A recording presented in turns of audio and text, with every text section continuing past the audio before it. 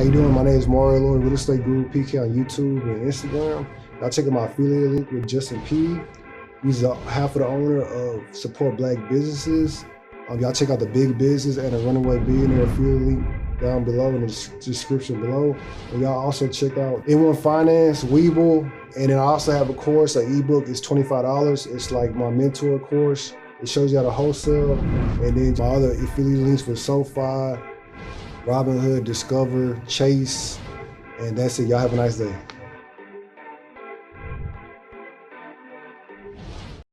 How y'all doing? This is another episode of Real Estate Group Podcast. I have a special guest, Atlanta's hair doctor. She was down bad in 2019. She made like $1 million this past year, and she's doing very, very well. She just got in town, I want to say last night, and she blessed me by coming on the podcast, and here she is. Well, I'm super excited to be here. Thank you for having me. Thank you for coming. So yeah. Where you want to start at? You want to start with like Milwaukee or you coming to Atlanta? I feel like we can kind of start probably from. How was your childhood? We can start right there. Okay. So I grew up in a single family home with 10 kids. It was 10 of us. For real? Yeah, my mom had 6 kids, 4 adopted. Oh, for real? Oh, wow.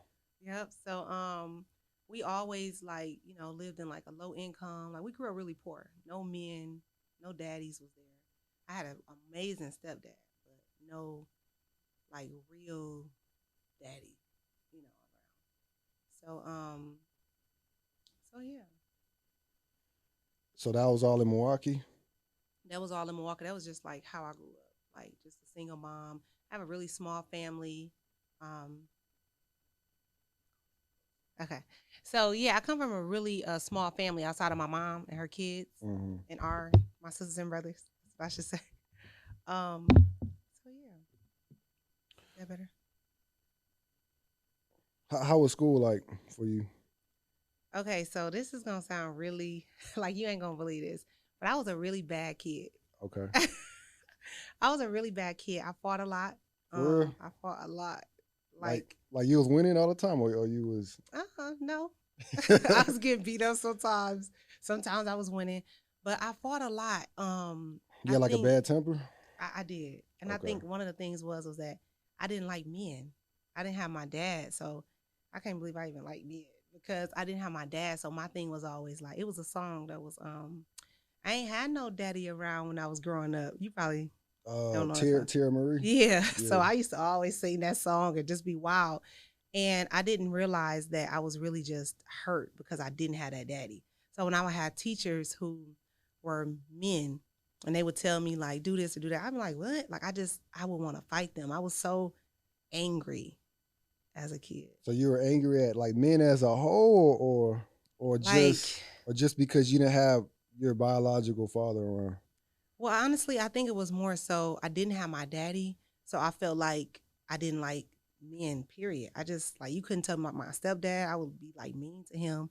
I would disrespect him at times, like roll my eyes. It was just because like, why my daddy not here? Like I would hear people would be like, oh, me and my daddy. I'm like I don't know what that's like. I don't know what it's like sleeping in a bed with your dad, what it's like riding in a car with your dad. Like I never experienced that. Do you have a relationship with your biological father now or no? Now, yeah, we do. It's better. Okay. Yeah. Do you feel like he owes you anything, like an apology? I think for a long time I was really hurt by him not being there. Mm-hmm. So I at one point I was like, I don't really need you. Like, why are we like we don't? I'm grown now. But then I realized that was a part of me that was broken. Did you reach out to him or he reached out to you? He reached out to me and then I reached out to him. So now we got a better relationship. Has he's met your kids and everything? Yeah, I've met my kids. Okay. Yep, Is he a part of their life? He is. Okay, that's great. How's your relationship with you and your mom? My mom is now my really good friend. But growing up, like my mom was very, very, she was like hurting and broken. Like she would like we didn't know if our name was like B. I mean, I feel like as a parent, you got to be more patient with the ones that are acting out.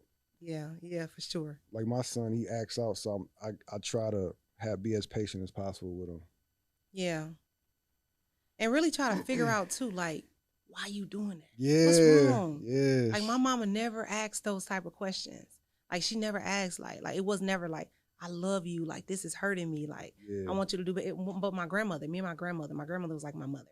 My grandmother would say to me like, Jasmine, like one time she told me, she was like, if you don't stop what you doing, like, you gonna send your grandma, you gonna kill me. I was like, oh, that hurted me because I love her. I'm like, Uh, she was like, you stressing me out so bad, baby. She was like, why? uh, And I remember that conversation, and I stopped getting kicked out of schools, and I really got myself together. As far as like, so how many schools you got kicked out of? oh my goodness, I went to so many schools. I got kicked out of probably like 10 schools. I was really a bad kid. That's all for fighting. Fighting, just being disrespectful, like too disrespectful. Yeah. I got kicked out of one school. That's it? Yeah. Look, I said, that's it. You should have got kicked out of that. But that affected my parents a lot. They just thought it was over for me after that. Yeah. Yes. They thought the same thing. Oh, yeah. Like, I went to, I graduated from an alternative school. Like, So okay. it was just, I just couldn't get it right. And then when I graduated, I was like, I'm going to be, first of all, I hated school too. Yeah, I did too. I hated school. Like, why? So then I went to college, and then that didn't work out. Oh, you went to college for real? But I only went for like a couple months. No, that's something. I mean, you tried though. A lot of people won't even try. Yeah, I did try, but it didn't work out either. Okay. But at that time, though, I wasn't like fighting, and I wasn't angry. I didn't know though until I got grown that I was mad at my dad. Like we see a lot of kids acting out. We see a lot of people like we be like, what's wrong with that little girl? Why that little boy? We don't understand these kids. They could have empty love tanks. Like that's what I was struggling with, but I didn't know how to communicate that. What was your first job? Did you work? Yeah, I got my first job when I was like 13. 13? I think I was 13, 14. I worked at McDonald's. McDonald's? How was that like? I loved it. That was my favorite job. Oh, for real? I love McDonald's. Like McDonald's taught me a lot about people. Like being a cashier there, like you dealt with some of everything. Like why my fries ain't like, ma'am, you taking too long. Like so it kind of helped me keep myself like because if I wanted to make money, then we were poor. Yeah. Like I had to be here, and if I got an attitude or something with the manager, they'd just send me home. What'd you do with your money? I helped my mom pay bills. Oh, for real? Yes. Oh, that's so commendable of you. I helped my mom pay bills. I worked to help her because it was just her, and it was like. My stepdad was there, but he worked did tires and worked on cars and stuff like that. So I was like, I'm helping my mama, all my money. Mm-hmm. I bought my brothers and sisters like Christmas clothes or time to go back to school. I bought them shoes, stuff like that. Mm-hmm. Mm-hmm. How's your relationship with your brothers and sisters? So I have my sisters is good. I have two brothers who are under 30 who both are on dope. Both of them are on dope. It breaks my heart. Yep, both of my brothers are on drugs, and it breaks my heart because our city is so small. So people be like, "Dude, your sister is," and then I talked to my oldest brother, and I was like, "Man, I love you, man." And he was like, his name Man. He was like, "Yeah, sis." He was like, "People be out, they be seeing me, but they be like, man, your sister, she doing this and this," and I be like, "So what? It ain't me, So have you tried to get him in rehab? Well, I asked him, I talked to him about it, but it's like I just feel like he have to be ready for that.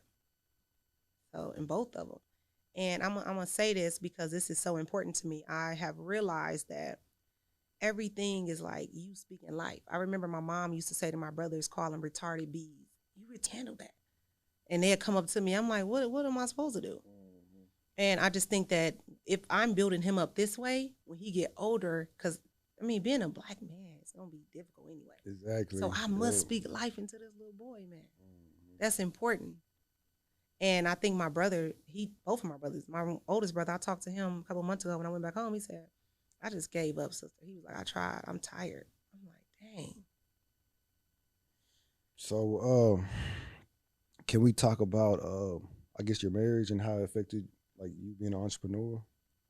Yeah, so I met my ex-husband when I was 18 years old at my uncle's funeral. Yeah.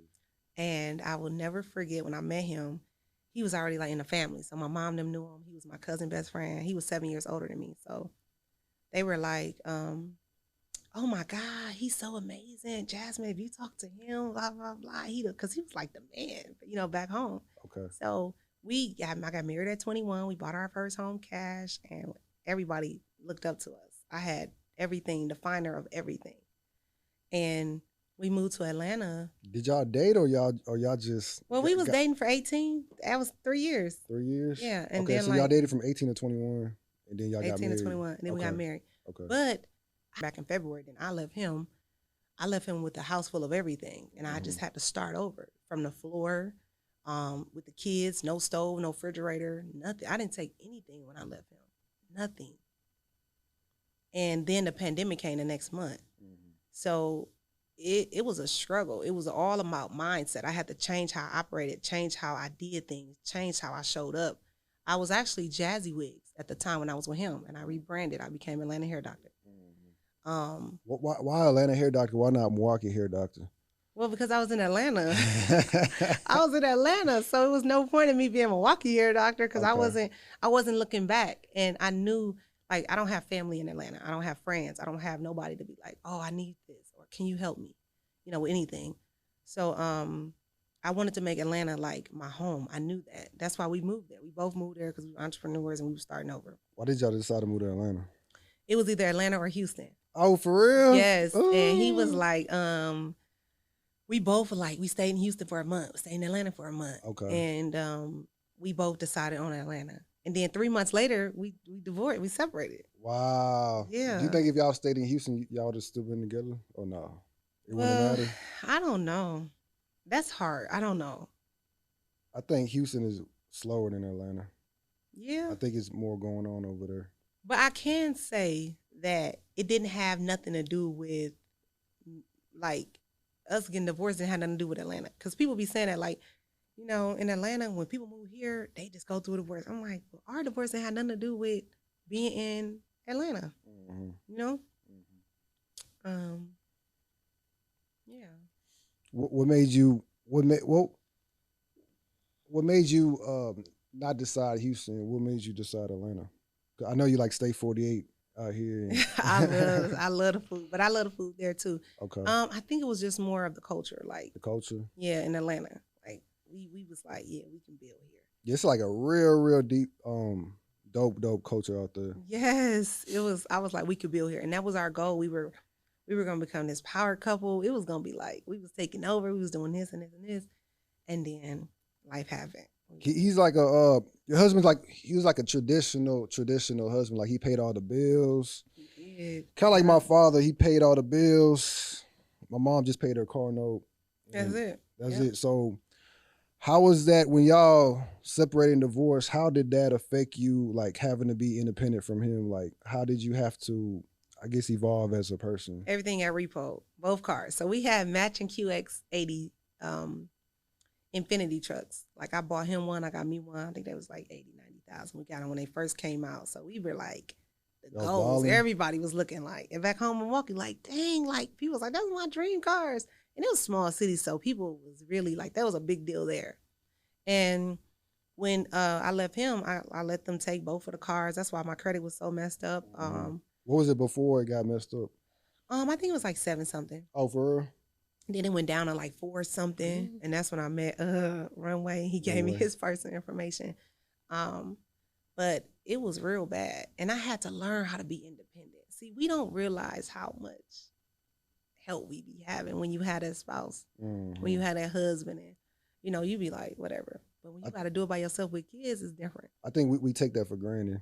We take it for granted. Yeah, we do. Like I be looking at women like, you got a husband to help you. And he ain't mean to you. That's my whole thing. So my ex-husband was mean. He was mean. Yeah. Like if he wasn't like that, I could probably work past some of the stuff. But controlling and mean, I couldn't deal with that. So, okay, so y'all divorced.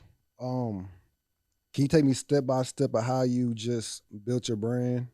Like the products, like alopecia era product and just like the different products you have. And then I want you to promote your products as well on the podcast. Thank you. So let me say, how did I start this? So I initially started this product line like a year ago, Okay. and I started it with me mixing oils. I was actually repackaging, rebranding. So I was just mixing oils at home. I was like, just cash at me. I'm gonna send you the oil. Like I was just hustling like that. And then I end up getting a 4 ounce bottle. Then I end up getting the 8 ounce bottle. So with the 4 ounce bottles, um, the packaging was horrible. I hated the packaging. And I was like, I can't sell this. Like it was so ugly. But I was like, but the stuff inside worked. So then that made me like a good amount of money. And then I repackaged again and I went through um, somebody different. Now we have 8 ounce bottles. And this product line has changed the game. But before I started my product line, what I had to learn how to do is to build that brand because people buy from people who they know, like, and trust. And I had to understand that. How can I build that in a community of everybody got a product line, everybody got, something that they're selling. How can I make mine different? So that's when I got into like understanding funnels and stuff. And my partner, Millionaire Barber, is the person who taught me about that. And he created this quiz for me, and it was specific hair questions during the pandemic. I asked 5 questions like, if you can wave a magic wand, how would you solve your issues? What are your hair issues? And women would put on there like a lot of women had the same problems. It was like alopecia, shedding, breakage, thinning. So I would call these women back, and I didn't have anything to sell them at the time. But I would call them back, and I would say, hey, this is Jad. They would be so surprised that I even called. So the quiz was for the people. This is on Instagram, correct? Yeah. Okay. So the quiz was just for the people who were interested, who had hair issues. It was a hair quiz, and I would talk to them like, "Hey, Keisha, this is Jazzy. Okay, tell me what's going on with your hair." And then they would talk to me. Oh my God, you called me back. They would tell me all these things that they were experiencing, and I would have a sheet and I would just tally up shedding, breakage, thinning, and this is how I created this product based on the problem that they were having. So by the end of the call, they would be like, "So what you got for me?" I'm like, "I don't got nothing to sell you," but because I had them in my funnel, I was able to. When I did get the product, it was a no brainer. They was like, "Oh." I already built some sort of know, like, and trust because I called them personally. So you made them feel like you really cared about Absolutely what was going on with them. Everything is about that. Everything is about you showing that you care about what it is. Like you can't just buy from me. I take them through a whole funnel. I'm educating them. It's never just like click the link you buy now. No. Then you like built a rapport with them as well. Absolutely. I send them emails. Different every day. They're getting an email from me. Educating, empowering, enlightening, like really putting in that work, building a community. So when I did that and I created the product, it was a no brainer. So now I can make so much money with that product line. It's crazy. Every day, people are buying, and not only that, but I made it so I was like the Louis Vuitton or the Burberry. Like my products are not cheap. I charge $90 for my shampoo and conditioner. You can go somewhere else and buy shampoo and conditioner for $7, $8. So what made mine so different? Well, I built a community of women around a specific problem. Yeah, results. And results. Everything is results. And then like the testimonials as well. Testimonials, yep. So we have everything set up right now. I got I'm gonna be doing ads and stuff, but I haven't done any ads for anything yet. Can you talk about the lady that lost her child and got alopecia areata? Oh yeah. So there was a lady who I met who it was this big thing on the internet. Little 10-year-old ended up having brain tumors and stuff like that, ended up passing away. So she came to me and she was like, I ain't got no hope. She was like, I've always had hair. And I told her, I said, just stay consistent with my products. And she did. And now she got her hair and edges back. I'm so happy. That make me so happy. Man, if I would have had that product when I had alopecia in middle school. I had like 6, 7 holes in the back of my head. Really? And I had to they had to pump like steroids, like with a needle, like a 2-inch needle like this. Wow. They had to like inject it in the back of my head and it hurt like really, really bad. So if I would have had your product, you would have saved me a lot of pain. Dang, but it grew back? Yeah, it grew back. Okay. I'm good. My mom had to put like mascara on there and it was really bad. People talked about you too? Yeah, I got made fun of a little bit, but you kind of know who your friends really are. That's what for sure. Yeah. So it was like a couple of probably 2 years and I got it back. It was all good though. It was just a learning experience for me, like who your friends really are. Right. Can you talk about your friends a little bit? Like, who's helped you and who's been supporting you through your journey? Well, I don't know to say I have like friends, but I do meet people. So like I met Runway on the internet. Mm-hmm. I met Millionaire Barber, which is my partner on the internet. Um, but really, it's just Millionaire Barber. That's the person who helped me with like all of my systems, my funnels, putting everything in place for me because I didn't know about that before. I wasn't operating my life like that, Mm-hmm. and now with this pandemic, like things is we don't know what's about to happen again. Everybody's getting sick. Yeah. Things are, I mean, physically, I may can't go back in the salon. Mm-hmm. Like when the shop shut down, I had nothing going online. So that's what made me too. Like, no, I need to have a blueprint. I need to be doing stuff online physically where I don't have to be there physically. So if I have things on online, I don't have to be, in person. Um, can you talk about who like influenced you, like Neo, Eric Thomas, like different Oh my influences like goodness. So that? I love ET. Yeah. Like, oh my goodness, ET. And I really love Neo too. Neo have taught me a whole lot. I listen to like Les Brown. Um, yeah, that's kind of it that Okay. I can think of. How did like what was like your what was your breaking point like after you divorced? Like what when did you know like okay I could make $1 million now?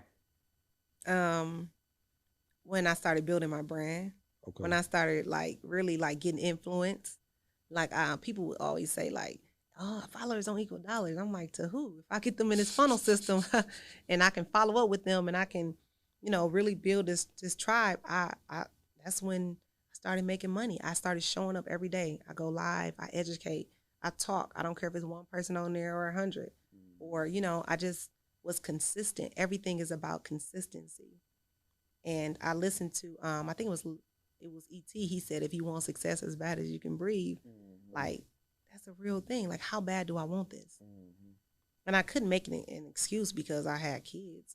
Being a single mom, I had to just really, really figure out my why. Like, what's your purpose?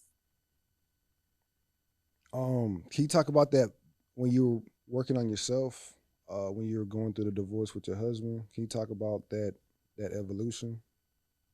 Well, yeah. So like I had to create a routine. I'm very strict with my routine. It consists of like me getting up before I touch my phone. Just really just thanking God. I'm very a believer. So everything is like, thank you, Lord. I'm just so grateful. I don't know if, I can move or do this or this, but if I'm operating at the highest levels of wealth, which is mind and mouth, if I can do that, I'm grateful. And then after that, me and my kids, we have a devotion book. We do affirmations. I do prayer with myself. And I also work out 5 days a week. It wasn't always like Monday that, through Friday. Monday through Friday. That's good. But for the last like 6 months, it's just consistent. I'm always like working on being a better me. I fast, so I don't eat until 2 o'clock.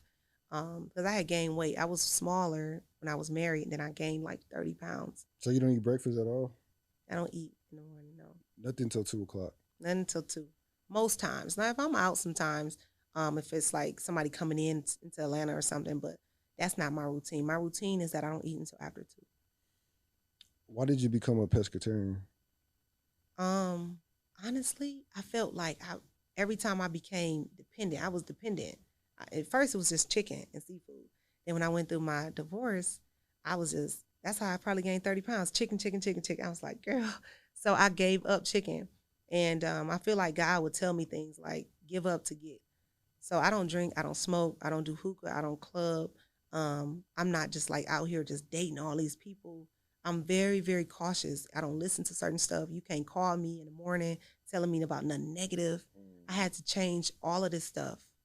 All of this stuff I had to change, including what I ate. What all did you cut out, like as far as your diet went, and then like people? So no meat again. So I'm pescatarian. If I eat anything, it's seafood. If I'm Seafood. gonna eat it, but that's not an everyday thing. Some days I go without that. Um, People too. I had to get rid of friends. There were certain people that just Gossiped a lot. they gossiped a lot, but also just didn't want to see me operate at my highest self. And there was a time where I would feel like I didn't want to do a lot. I don't want to make her feel uncomfortable, or I don't want to make them feel like So I'm you doing felt too much. guilty of your Yeah, and I'm success. not. I'm not doing that. I'm not playing small. So I need people around me that I can operate as myself, as a big person, as I feel, and not a person that's like, who she thinks she is. So that's why I don't have like female friends. I talk to them on the phone with my sister and mom, but I don't have like, there's not like a tribe of women that I'm just like out here hanging out with. No. You have any accountability partners? Just my partner, really. That's it. Yeah, that's really it. Ain't nobody else holding me at me. Shoot, ain't nobody else holding me accountable. Did you have any like setbacks, like real major setbacks besides, the repos and all that? Well, when the pandemic happened, because I was expecting, because me and my kids were sleeping on the floor, I never forget, in a 2 bedroom.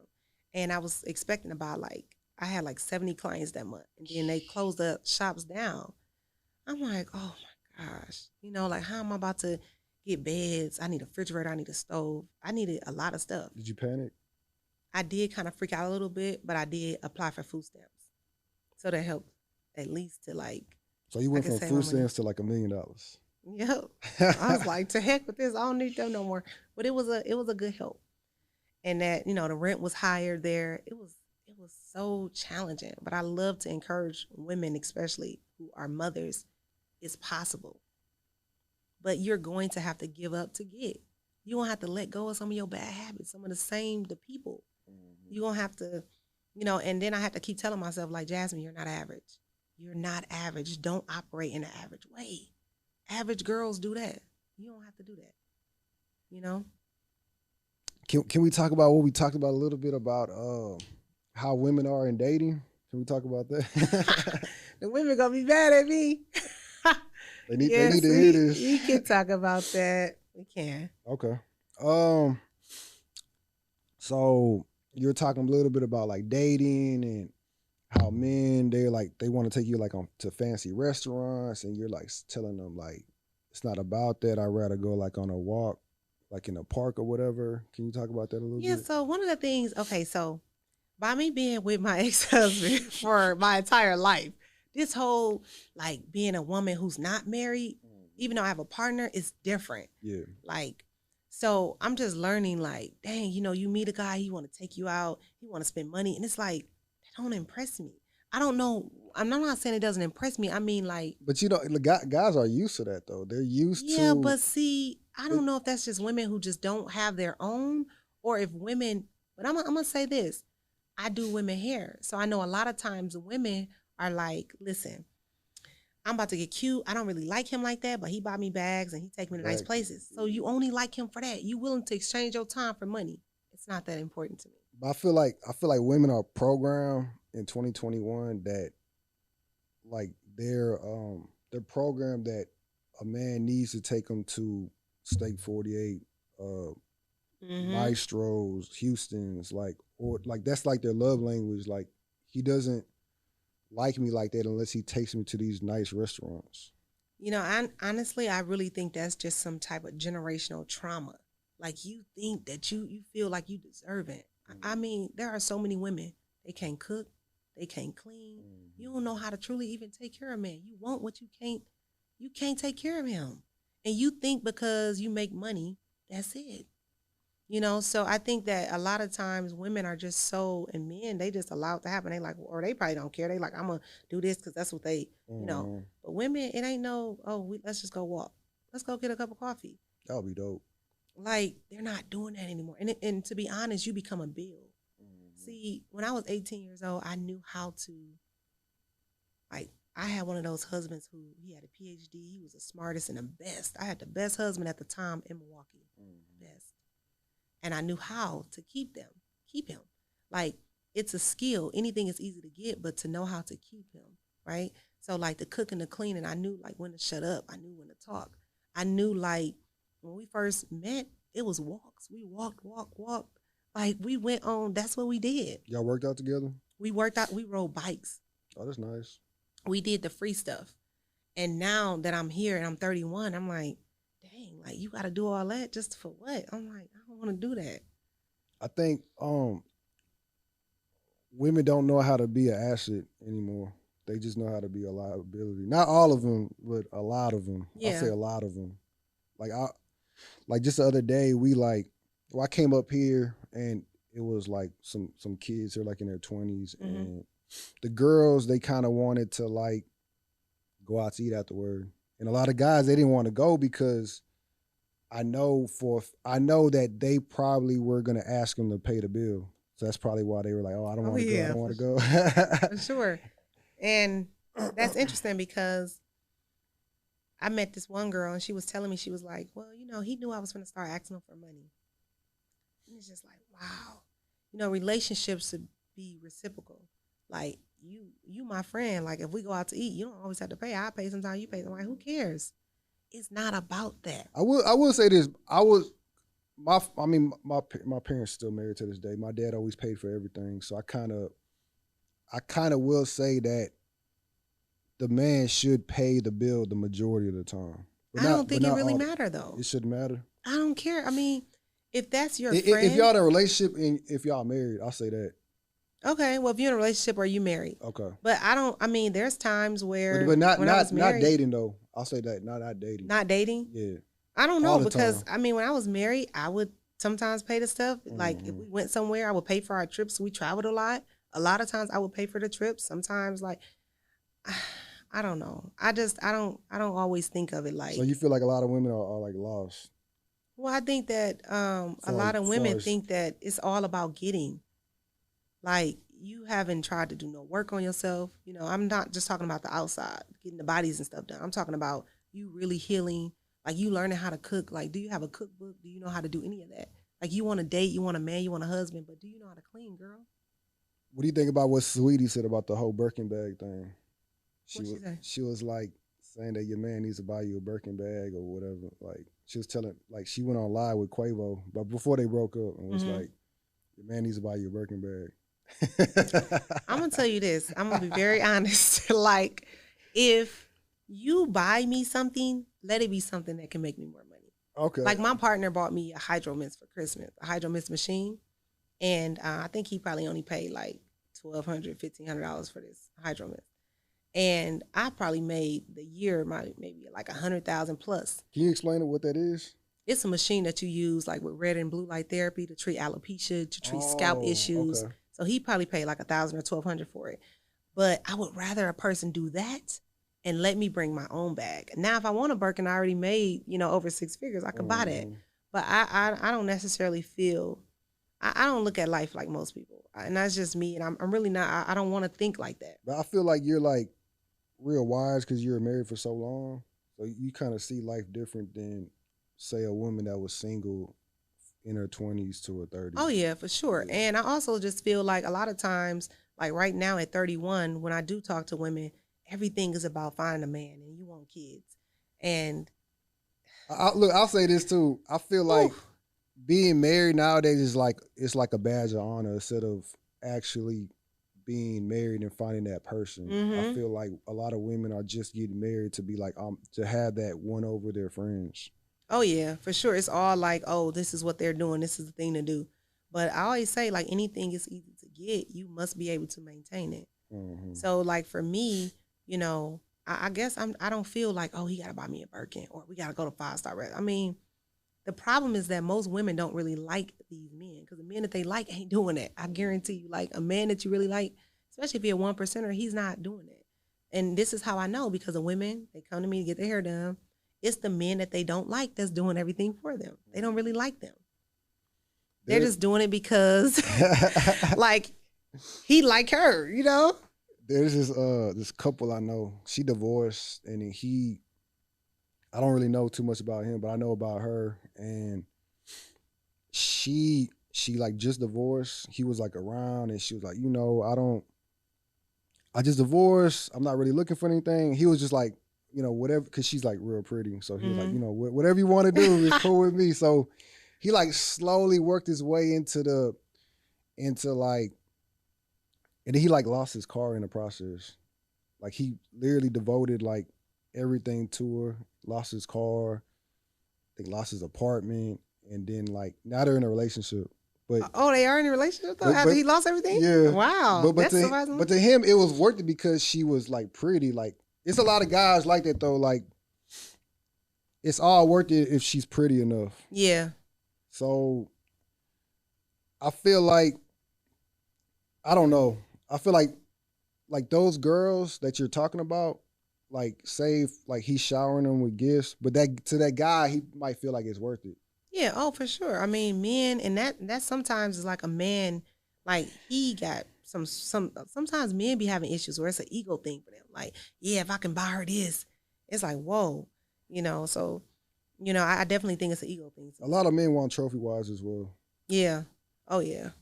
I agree. Were you like a trophy wife to your husband? Um, I don't know if I was a trophy wife. I feel like he did a lot for me. Like he loved me so much. Like he would do anything. He wanted to for me to have the best. And um, in return, I just tried to be like the best to him. Cause my husband was a different type of guy. Like an average woman can't be with him because you gotta be somebody that's like, okay, you gotta really understand the way he think. Just he like to talk a lot. He could just sit you down and you talking for hours. You like, I gotta go cook the chicken burning, like the food burning, and he just like, no, we finna sit here and talk about this. So it take a special type of person for sure, especially like 13 years. Yeah, Can you talk about y'all still amicable, y'all relationship right now? yeah. So we are, we doing the best we can with the two kids, but I mean, it's been a challenge. It's been a journey. 2 years going through the divorce, fighting for custody of my kids. Um, like him having this new girl that he thought was like gonna be like this, and this, and now he like, I just really want my family back. Mhm. And I understand and I know how important family is, but yeah. Man, like y'all relation, well, your relationship with him is really commendable because I know a lot of girls that wouldn't have been cool with him at all after how he did you when y'all divorced, like the restraining order and all that. Um, why are you so amicable with him? Like why? I think it's really truthfully, I'm not supposed to give him karma. It's not my job to do. God don't want me operating like that. But he got karma So though. he does have his karma, but it wasn't for me to be the person that's like, oh yeah, I wish this. And one of the things that was the worst, and this is why I be like, do I ever want to get married again? Hmm. My ex-husband said, I want half of her business. And that broke my heart because I'm like, you didn't help me build nothing. Like you left me and I had all these bills and these kids and you want half of what? He wants it right now, Well, it or was like right now. Yeah, it was like, yeah, he was like, if she don't, because we own a house in cash back home, yeah. a nice, beautiful condo that we both put money into. And I was like, well, let's just split everything. And he was like, no, if she want to keep, if she want the equity or whatever out the house, then I won't have her business. And I was like, Lord, that was hard because I was at the peak. So then my attorney said, stop posting on the Instagram. You need to just have your Instagram private. You need to make sure that like I had all these rules and restrictions. I'm like, I'm not about to live like that. She's like, slow the business down. I'm like, Slow the I'm at a business peak. I down. can't Why? slow down. Because she was just like, I mean, if not, like he's entitled. I guess that's like the law, like 50-50. Like, Is that the law in Atlanta or Milwaukee? well, both. Both. It is like where I mean, that's what she told me. She was like, he's entitled to in half and you can get half of what he got. I'm like, I don't want half of what he got. She's like, well, you're entitled to it. So I ended up giving him the house. You know, and now I still look at it like, no matter what, I'm never going to wish ill. I'm always going to try to help be the best mother I can to our kids. Like right now he's sick. So I'm like Instacarting everything you need. Like when I get back home, hey, let me see what I can do to help you. Like that's just who I am. You're like that's like the whole situation's like that Tyler Perry movie. That's what you said, yeah. Yeah, Yeah, I mean, I'm not gonna ever do him. I'm never. It doesn't matter if I was married to somebody, it would be the same thing. I'm like, this is my kid's father, and people don't understand. It wasn't always bad. yeah. You be with somebody for 13 years, you can't say, at the end of the day, this man took great care of me. Why do you think of the good times instead of thinking about the bad times? Because a lot of people don't think like that. They just Yeah. think Oh about yeah. all the bad times. Well, I mean, I think about it like this. Like he got my first car. I didn't know how to drive. My mom don't know how to drive. Like, so he taught me how to drive. Bought me a stick shift. Taught me how to drive. Like he was almost like my father. Almost. He taught me So so you was much. like a traditional, like my grandma was kind of like that. Yeah. Like my grandfather drove her everywhere. So you was like a traditional housewife, basically. Yeah. Mostly. I mean, I did hair. I worked, but my money was like my money. We never had joint accounts, or he never asked me like he did. everything. Took great care of our kids. Like, yeah. Let's talk about the ring he got you. How much was the ring? So I actually had like a diamond, one diamond that when we got it appraised, it was appraised at like 30 some thousand. It was just one solid diamond. We did a lot of thrifting and pawn shops and he had got the ring. I forgot how much he paid that for it. I think like half of that. And he got it in like a little, I mean, he got it, put inside of a one, it was a high diamond. And anybody who knew diamonds, when they seen it, they'd be like, and it was just solid. But when we went through our divorce, I was taking it off though, and I left it. So I know that ring is like gone. So you gave back to him? And I have his too. Wow. Okay. Yep. Okay. So we do like a minority report. My boy Josh kind of started it. How do you project yourself in like 5 years? Like, far as like the business, you could say material things, your Yeah. children growth. Um, can we talk like how important for is it for your kids to be entrepreneurs, or is it gonna be important like when they're of age, like 18, 19? Yeah. So like we are working on our dream house. I'm Mhm. going to get us the most beautiful house. And I promised my kids that I'm like, just like, mommy, keep working. Um, that's our goal. So 5 years, I want to be in my dream home. I'm 31, so maybe I will like be married and have more kids. I don't really know that, but I definitely know I want my dream home. And then as far as my kids, I even tell their teachers I'm raising entrepreneurs. So Are we you don't cool if they have jobs or not, or no? I mean, if my daughter was here, my son, they know that like if you want to be a doctor or a lawyer, Mhm. you go to school. But we're not going to school for communication, and no, we're not doing that. And also, I have it where my kids, when they get to that age, they're gonna have things like I have funds and stuff set up for them, so they don't have to worry. I mean, get a job for what? Why?